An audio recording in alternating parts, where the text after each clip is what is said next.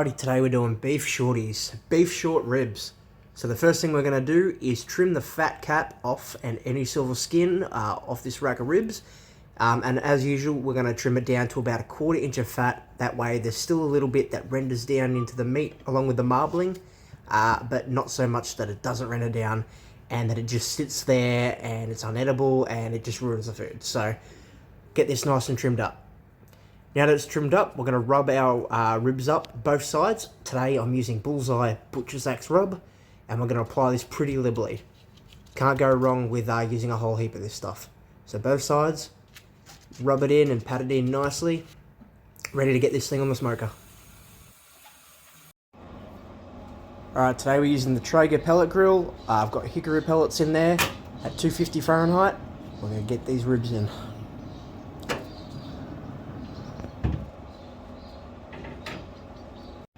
Okay, so we're about 2 hours into this cook and we're going to spritz it every 40 minutes up until we wrap them. I've already spritzed once, time to do it a second time. So, I'm only using water for this one. Normally I use something like apple juice or cider or a beer mix or something, but right now, water will do the trick. This is going to do two things. One, smoke attracts to moisture, so it's going to allow more smoke to penetrate these ribs. But also, it's going to allow us just to stop the meat from drying out and allow us to keep a sheen on that bark. So let's spray them. Bark's coming along pretty nicely there already, but we can see it's starting to dry in a few spaces, so just get it nice and moist again and come back and do the same thing in about another 40 minutes. Okay, so we're about 6 hours into this cook. This thing would have had enough smoke penetration now, but it's going to start to stall. I want to eat in a couple of hours, so to get this thing up to temp quick, we're going to do the Texas crutch, which I'm going to wrap it in butcher paper for the rest of the cook. Not going to use tin foil.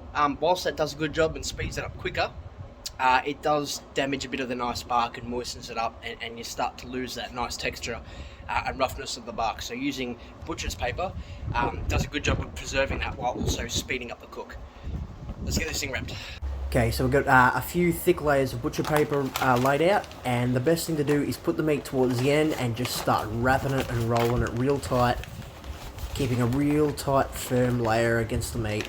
As we get towards the end, just fold in the sides, and then just layer it over one more time. And as we do this final turn, we just want to make sure every bit is tucked in real firm against the meat. So tuck in the sides, fold it over, make it as tightly wrapped as possible. Now that we've got this thing fully wrapped, time to get it back on the smoker. So about 7 hours into this cook, what we're going to do now, we've been wrapped for about 2 hours. I'm now just going to check it with the instant read thermometer. I'm aiming for around 195. Yeah, between 195 200 Fahrenheit. I don't want it to fall apart, so probably closer to the 195, but I want it to cut through really nicely. Basically, once it's around that temperature, it's really going to depend on how well it probes. So, whilst it might read the temperature I want around the meat, if it isn't probing through like butter, just barely any no resistance at all, then it means we need to go a little bit longer. So use temp as your guide, but with a meat like this, you really want to go by that probing resistance. Let's have a look. Alright, so keep going until we're around 190. I reckon we'll probably be done around 190 just by the way it's starting to feel now. We'll come back and check it and just keep probing it until we think we're ready to pull. Okay, 9 hours in, these things are probing like butter. Time to get them off, let them rest and slice them. Alright, smoked for about 8.5 hours, rested in butcher paper for 45 minutes. Check it out.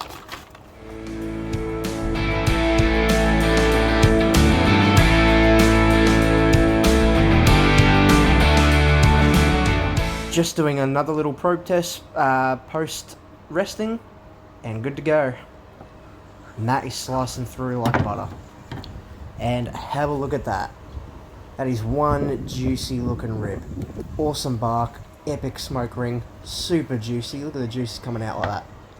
And again, just slicing right through like butter. That is a perfect rib. Now that is an excellent result. Perfect fat marbling, juicy all over.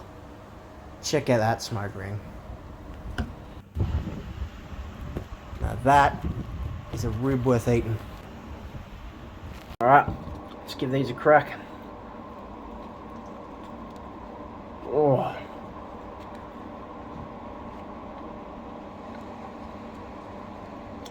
The rub and the bark is the perfect amount. The smoke from the hickory wood, an amazing smoke ring. The smoke hits you, and then in comes the beef. Juicy, moist, perfect fat marbling in there. The rub and the smoke doesn't overpower the natural beef flavour, but it's just like a tsunami of flavour in my mouth, man. A tsunami of flavour, there you go. I'm coining that. Awesome results. That's how you do your beef short ribs. Cheers, everyone.